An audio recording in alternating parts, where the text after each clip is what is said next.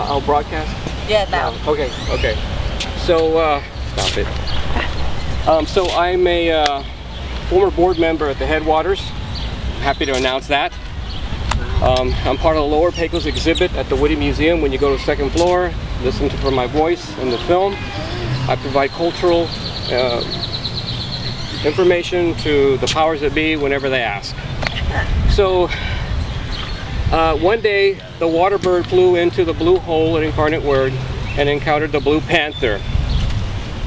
Well, this bird just turned right back around and flew back out, and from its tail feathers let out all these water droplets, and that's how all these trees grew along the San Antonio River. Okay? What's unique about that story is that it actually takes place at the skies in November of every year. There's a star in the sky that rises in the east. It's called Fecta. To the right and below the horizon of that star is a constellation of Leo. That's your cat.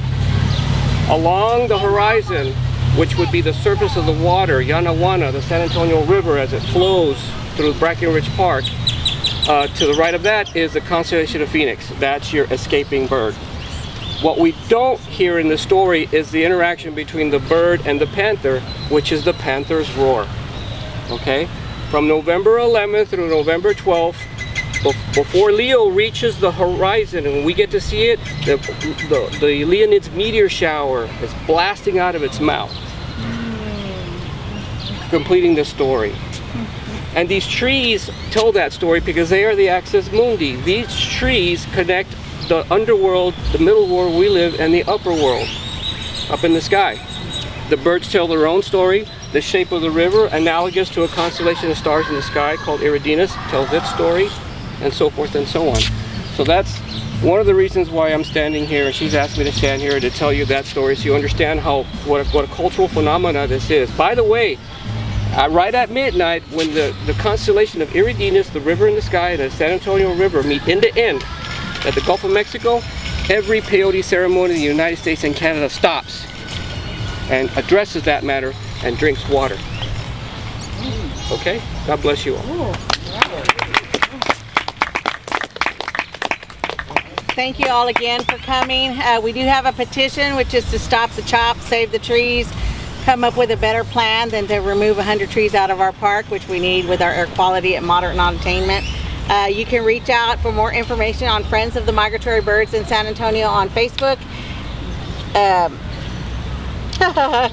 Greg has all kinds of links and information and video of us, so you can reach out to him and he can give you information.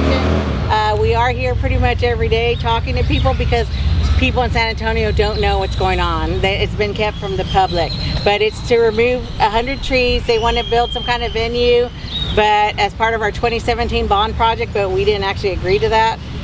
So if you want to learn more, reach out. Friends of the Migratory Birds in San Antonio. Deceleration has information on their website, Greg Harmon, and also Protect the Grandfather Trees and the Migratory Birds on Facebook also. And if you would like, sign the petition. We want them to not count down all the trees.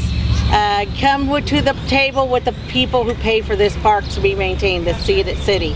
Our property taxes that just went up, they help maintain our parks. And they have not maintained this park, and we have a voice. We are the stakeholders in all our parks, and they need to have us at the table as the main stakeholders. So thank you, and hope you can get involved and help us out and stop the chop, save the trees at Brackenridge Park.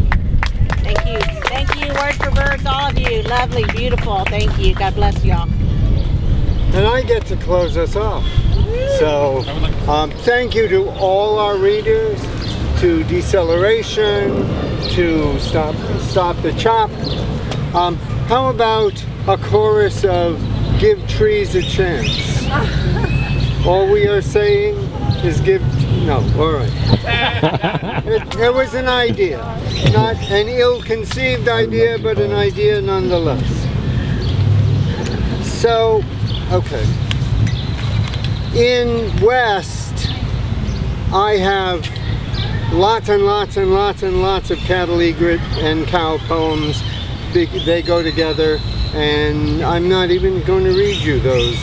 But Syra, you should know that the person whose cover illustration it is buried there in that She and her husband both, Beck Whitehead and her husband.